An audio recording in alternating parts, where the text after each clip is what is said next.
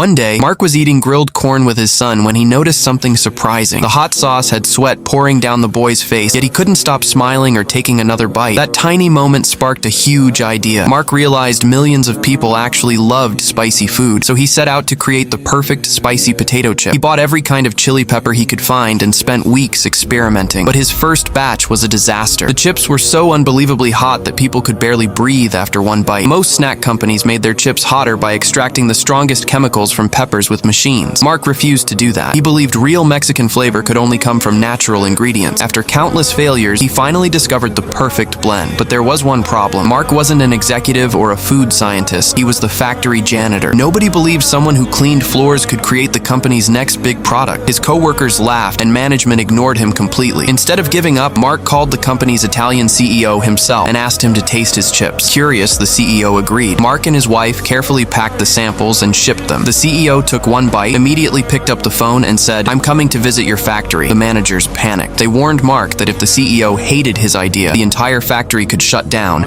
and everyone might lose their jobs. Suddenly, all of Mark's confidence disappeared. But every night, his wife encouraged him and helped him prepare for the big meeting. When the CEO finally arrived, Mark froze. He couldn't remember the market numbers or the speech he had memorized, so he tossed the script aside and spoke from the heart. He explained why ordinary people loved spicy food and why his chips gave them a flavor they couldn't find anywhere else. His honesty won the CEO over. The company invested in the project immediately, but after the launch, sales were disappointing. Management decided to cancel production before the product had a real chance. Mark knew the chips weren't the problem. People simply didn't know they existed. His son invested all of his savings. Friends handed out free samples on the streets. Mark even walked into supermarkets, bought his own chips, and convinced shoppers to give them a try. Little by little, people fell in love with the flavor. Demand exploded. The factory that had been on the edge of shutting down came back to life. Former employees returned, and the machines ran day and night. Just 6 months later, the spicy chips had shattered every sales record. Then one ordinary morning, while Mark was heading upstairs to start cleaning, he found the CEO waiting for him. Instead of handing him a mop, the CEO unveiled a brand new office door with Mark's name on it. The man who once cleaned the factory had just become its new marketing director.